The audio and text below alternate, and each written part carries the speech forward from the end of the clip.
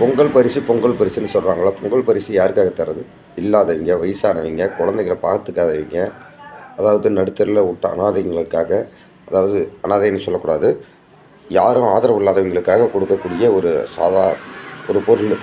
அவங்கனாச்சும் வாழ்க்கையில நிம்மதியா இருக்கட்டும். புத்தாண்டு அன்னைக்கு போறப்படுது அந்த இதில தைப்பொங்கல் அன்னைக்கு உழவர் திருநாள் அதுவுமா, அதாவது உழைப்பாளிகளுக்காக, அவங்களுக்காக கொடுக்கக்கூடிய ஒரு இது.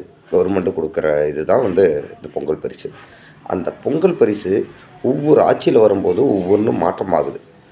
அந்த ஆட்சியில இருக்கும்போது 5000 குடுங்கிறது. இந்த ஆட்சியில நீங்க வரும்போது ரூ. 1000 குடுக்குறேங்கிறது. இதில என்ன வித்தியாசம் இருக்குது உங்களுக்கு? மக்கள் அப்பயும் கண்டுக்கிறதில்ல.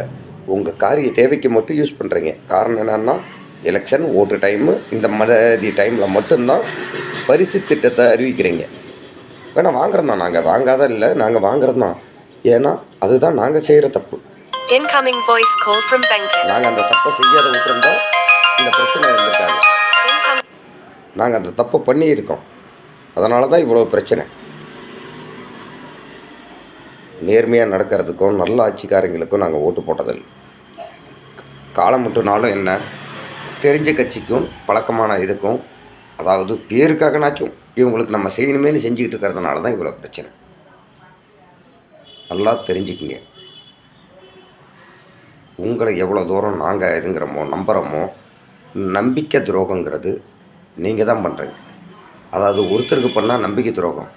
இப்போ லட்சக்கணக்கான பேர், கோடிக்கணக்கான பேத்துக்கு நீ பண்ணீன்னா, அதுக்கு பேர் என்ன இது? என்ன சொல்கிறதுன்னு தெரில. தயவு செஞ்சு மக்கள், ஏழை எளிய மக்களுக்கு, அதாவது பையனை பார்த்துக்காதவங்களுக்கு, பிடிக்காதவங்களுக்கு, ஒவ்வொருத்தருக்கும் 1000 சூழ்நிலை இருக்குது. ஒரு பேரனுக்கு ட்ரெஸ் எடுத்து தர முடியலன்னு வயசான பாட்டி, தாத்தாலாம் எத்தனை பேர் வருத்தப்படுறாங்க. பையனுக்கு ட்ரெஸ் எடுத்து கொடுக்கணும்னு எத்தனை அப்பாக்கள் வசனப்படுறாங்க. இந்த காசு வந்தால் ஒரு ஸ்கூல் ஃபீஸை கட்டலாம் அப்படின்னு சொல்லிட்டு ஒரு அண்ணன் தம்பிங்க எத்தனை பேர் யூஸ் பண்ணுவாங்க. யோசிச்சு பாருங்கள்.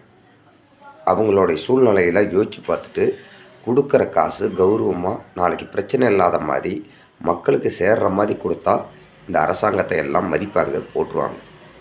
வேணா நீங்கள் செய்கிறது கரும்பு. என்ன கரும்பு கொடுக்குறீங்க?